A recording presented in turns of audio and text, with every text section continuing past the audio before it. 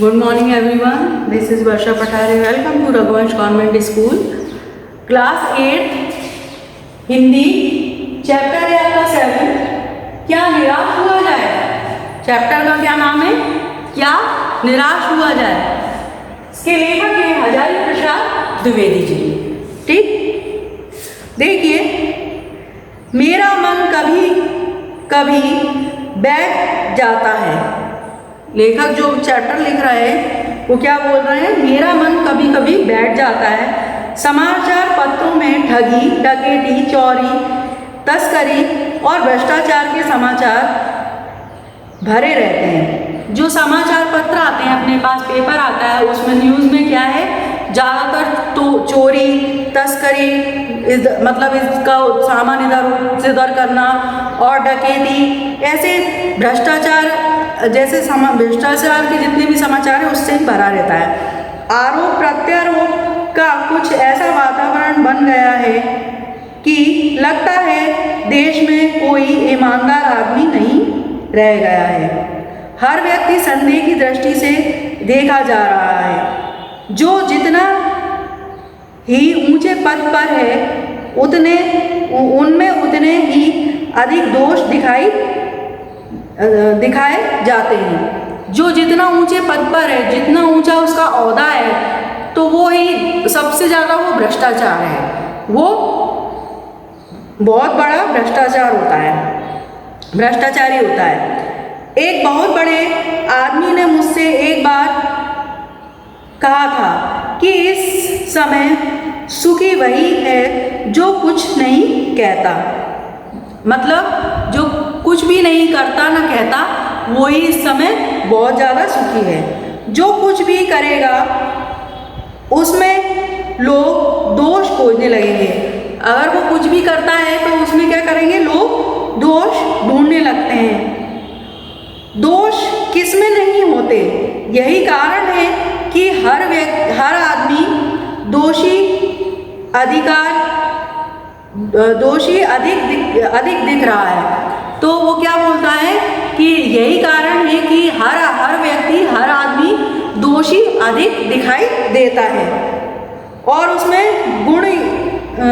गुणी कम या बिल्कुल भी नहीं है। और उसमें क्या है? गुणी लोग बहुत कम है या फिर बिल्कुल भी नहीं है।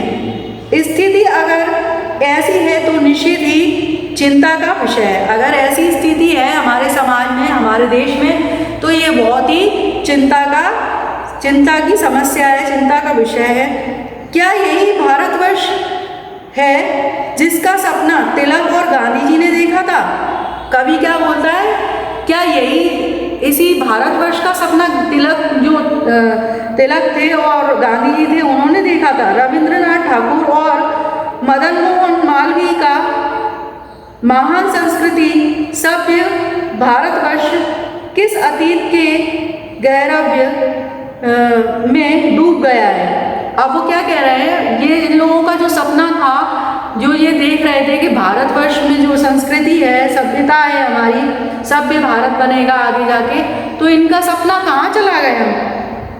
आर्य और द्रविड़, हिंदू और मुसलमान, यूरोपीय और भारतीय आदर्शों की मलिन भूमि, मानव महासमुद्र क्या सूख ही गया है।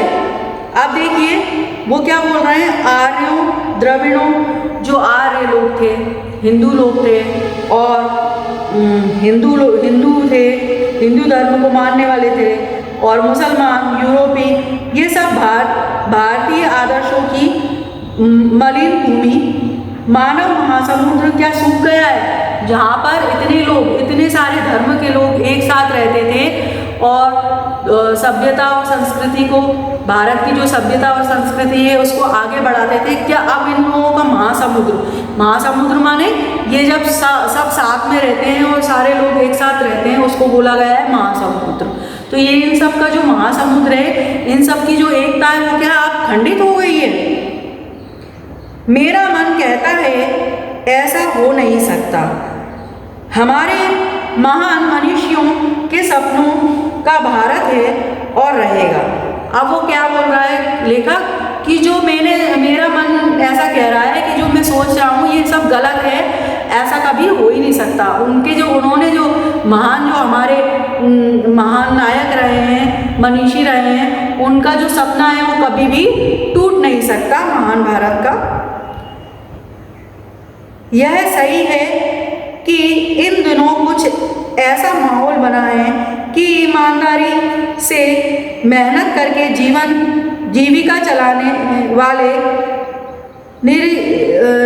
निरीह और भोले भाले श्रमजीवी पिस रहे हैं। अब क्या बोल रहे हैं, यह तो सही है कि यह एक बात है कि जो ईमानदारी से और मेहनत से कार्य कर रहे हैं तो अपनी जीविका चला रहे हैं खून पसीने से, और झूठ तथा फरेब का रोजगार करने वाले फल फूल रहे हैं। वो तो क्या है, वो गरीब ही होते जा रहे हैं जो ईमानदारी से जी रहे हैं, और जो झूठे और फरेबी से मतलब अपने झूठ बोलकर या कुछ भी अपराध करके, तस्करी करके, किसी भी लूटपाट कर वो क्या हो रहा है, वो लोग कैसे हो रहे हैं, वो आगे बढ़ रहे हैं, ठीक है, फल फूल रहे हैं। ईमानदारी को मूर्खता का पर्याय समझा जाने लगा है। यह भी सही है कि जो ईमानदार लोग होते हैं उनको क्या समझा जाता है कि ये तो मूर्ख है, ठीक है। सच्चाई केवल भीरू और बेबस लोगों के हिस्से में आ पड़ी है। जो सच्चाई है वो क्या है, वो क्या सोचते हैं लोग, ये सोचते हैं तो कमजोर और डरपोक लोग हैं, तो ऐसा समझा जाता है उनको। ऐसी स्थिति में जीवन के महान मूल्यों के बारे में लोगों की आस्था ही हिलने लगी है। अब क्या है, ऐसा जब जीवन ऐसा हो गया है तो लोगों की आस्था आगे, जो आस्था है कि हमारा देश की जो सभ्यता संस्कृति है उसी के अनुसार हमें आगे बढ़ना है, उसे आगे बढ़ाना है, हमें सच्चाई के रास्ते पर, ईमानदारी के रास्ते पर चलना है। तो ये क्या है, ये सब चीज़ें अब इसकी खंडित होती जा रही है। वो लोग अब सोचने लगे हैं कि ईमानदारी को कोई नहीं पूछता, तो उनकी ईमानदारी की जो आस्था है वो कैसी हो रही है, ईमानदारी के प्रति कमज़ोर होती जा रही है, ठीक है। क्योंकि जो लोग अपराधी हैं और जो लोग डकैती कर रहे हैं, तस्करी कर रहे हैं, वो लोग आगे बढ़ते जा रहे हैं, और ईमानदार लोग जहाँ थे वहीं के वहीं रह गए या फिर और गरीब होते जा रहे हैं। तो इसीलिए उनकी आस्था कैसी होती जा रही है, कमज़ोर होती जा रही है, ठीक है। तो ये आपका जो चैप्टर है 7 चैप्टर, इसमें अपन ने थोड़ा सा पढ़ लिया है। फर्स्ट पेज अपना कंप्लीट हो गया है, इसके बाद 2-3 पेज और बचे हुए हैं, तो नेक्स्ट वीडियो में अपन इसको कंप्लीट करेंगे, ओके। तो आप और इसको एक बार देख लेना वीडियो और पढ़ लेना, ठीक है। Okay, thanks for watching video. Stay home, stay safe.